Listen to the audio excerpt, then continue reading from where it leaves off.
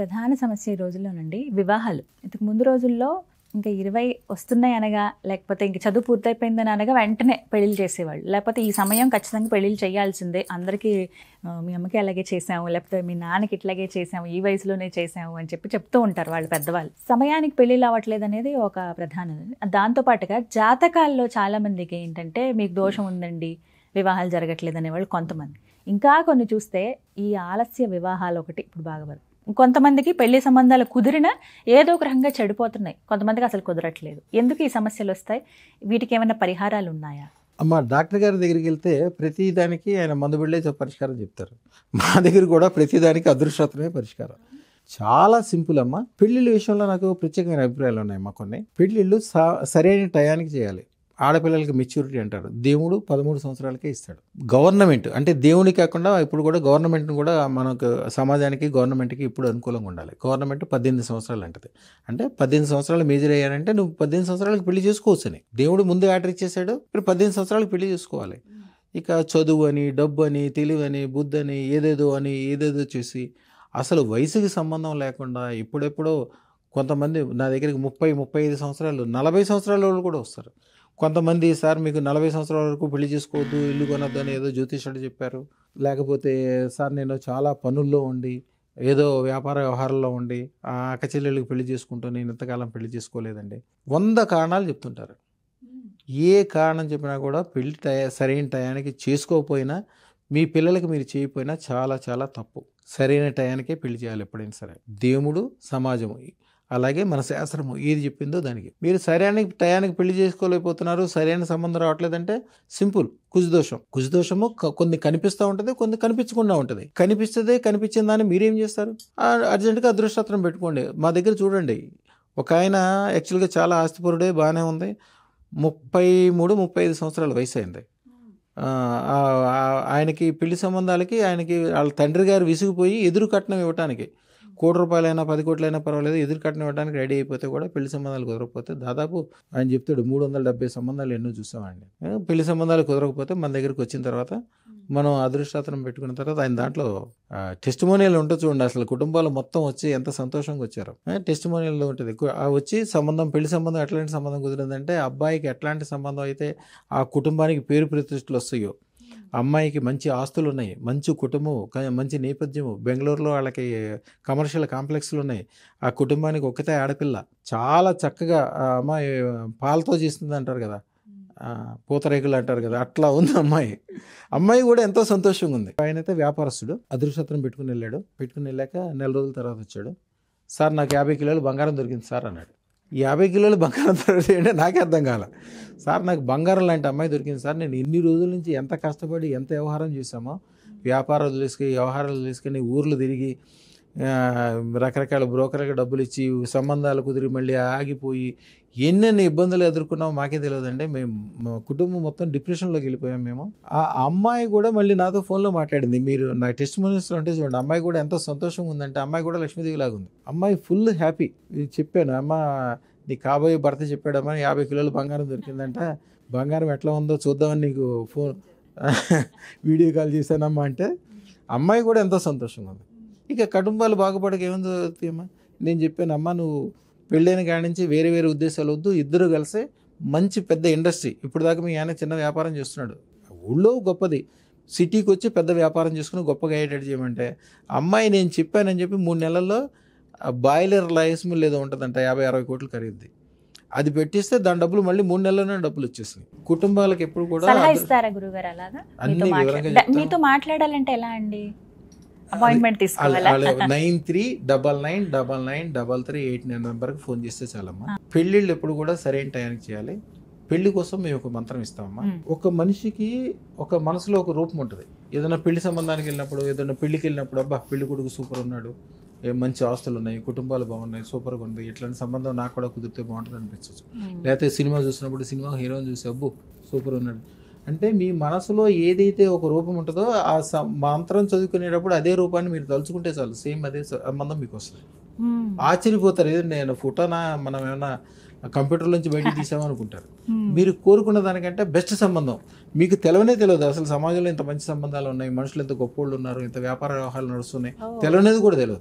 ఒక అమ్మాయి నా వీడియోలో ఫస్ట్ వీడియోలో ఉంటాయి. అమ్మాయి వాళ్ళ కుటుంబం చాలా బాగా బతికిన కుటుంబం, బాగా చితికిపోయారు, హైదరాబాద్ వచ్చి అద్దీంట్లో ఉంటున్నారు.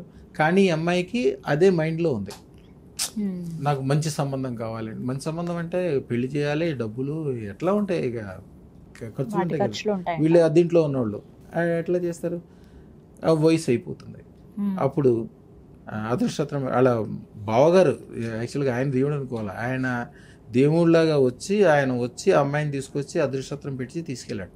వాళ్ళకి ఆ పొజిషన్ లేకపోయినా కూడా తీసుకెళ్ళాక 18 రోజులకు ఒక సంబంధం వచ్చింది ఆంధ్ర నుంచి. ఆంధ్రాలో కమ్యూనిస్టులు వాళ్ళు, కమ్యూనిస్టు భావజాలం, కట్నం తీసుకోరు, వీళ్ళ సొంత కులము గోత్రము కరెక్ట్గా సెట్ అయింది. వాళ్ళు ఏమన్నారంటే మీ ఇంటి దగ్గర నుంచి ₹1 తీసుకురాకూడదు, పెళ్లి ఖర్చులు అన్నీ మానే. వాళ్ళ మామగారు ఎక్స్ మినిస్టర్, ₹1 తీసుకోకూడదు, ఆయన కండిషన్స్ ఉన్నాయి. కండిషన్స్ అన్నీ చెప్పి ఆ అమ్మాయి వాళ్ళకి బాగా నచ్చింది, పెళ్లి చేసుకున్నారు. పెళ్లి 5 రోజులు సాగిందమ్మా. వాళ్ళ పెళ్లి మండపంలోకి వెళ్ళొచ్చిన వాళ్ళు చెప్తున్నారు, అందరూ పెళ్లి నగలు సెట్లు తీసుకొస్తున్నారంట అమ్మాయికి. సెట్లు అసలు అన్ని నగలు ఎట్లా వస్తాయండి, అన్ని డైమండ్లు ఎట్లా ఉంటాయండి అని అంటున్నారు. 5 రోజులు ఆగకుండా భోజనాలు జరుగుతూనే ఉన్నాయంట. అట్లాంటి సంబంధం కుదిరితే అమ్మాయికి ఎంత సంతోషంగా ఉంటుంది. అవతల వాళ్ళు కూడా ఈ అమ్మాయి దొరికినందుకు వాళ్ళకు కూడా సంతోషంగా ఉంది. మంత్రం అందిస్తారు, రెండు కుటుంబాలు బాగుపడతాయి. పెళ్లి సందర్భంలో అదృష్టం పెట్టుకోవటం వలన మీరు ఏదైనా పెద్ద ఫంక్షన్ హాల్స్లోకి వెళ్ళి చూడండి, పెద్ద పెళ్లిళ్ళు జరిగేటప్పుడు పెళ్లి మండపంలో నా ఫోటోలు ఉంటాయి. వాళ్ళ 3 పిల్లలు 2. కొన్ని ఏరియాలో అయితే తాళిబొట్టు లేకపోయినా పర్లేదు, అదృష్టం చేతికుండాలంటారు. అసలు అదృష్టం అనేది ఒక సాంప్రదాయం.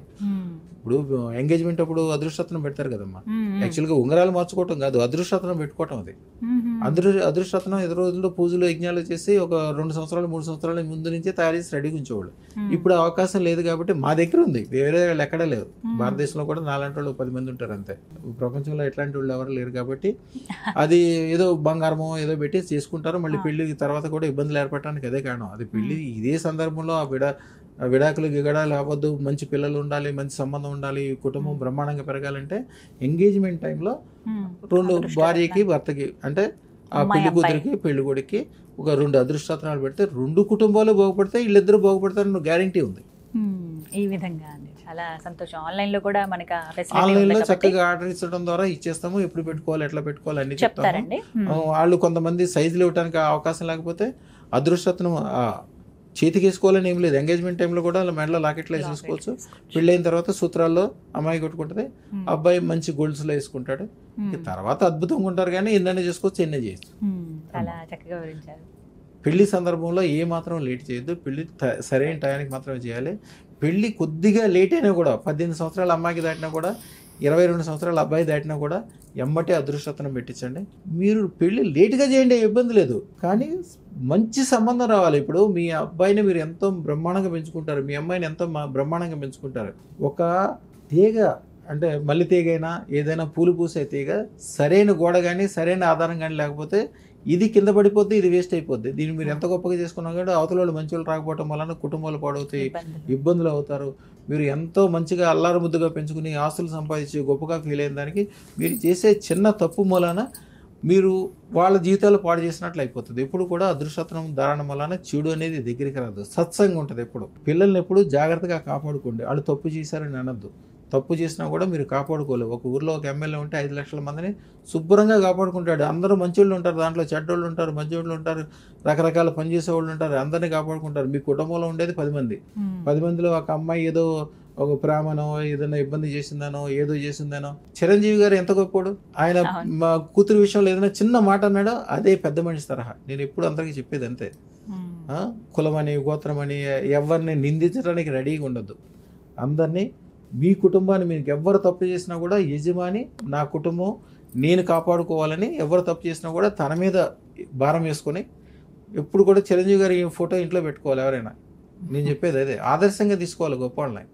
ఈ పెద్ద వాళ్ళకి ఎవరికి ఈ పట్టింపులు ఉండవు. ఇప్పుడు ఈ మధ్యతరగతి మనస్తత్వంతో పిల్లల్ని బాధ పెట్టడం, పెళ్ళిళ్ళు లేట్ చేయటం. ఇప్పుడు నేను ఇందాక ఒక విషయం మాట్లాడానమ్మా, ఏంటి పెళ్ళిళ్ళు కష్టాలు ఉన్నాయనో నష్టాలు ఉన్నాయనో బిజీ ఎక్కువైందనో ఎవరికో ఏదో బాధ్యతలు ఉన్నాయనో పెళ్ళి లేట్ చేసుకున్నా అంటారు. చిరంజీవి గారి కంటే కూడా బిజీగా ఉండేవాళ్ళు ఉన్నారు మా దేశంలో. ఆయన సరైన టైంకి పెళ్లి చేసుకోలేదా, పిల్లలకి సరైన టైంకి పెళ్లి చేయలేదా, రామ్ చరణ్కి ఎంత మంచిది, నీ కులం గోత్రం అని ఏం పెట్టుకోకుండా ద బెస్ట్ ఎవరున్నారు చూసుకో. ఎప్పుడు కూడా పెళ్లి సంబంధాల్లో ద బెస్ట్ ఎవరున్నారు వాళ్ళకే ఇవ్వాలి. మీరు ఏమి జాతకాలు చూడొద్దు. మీరు జాతకం చూస్తే మీరు పిల్లలకి అన్యాయం చేసినట్టే. అదృష్టరత్నం పెట్టించండి, పెళ్లి చేసేయండి, సరైన టయానికి చేయండి.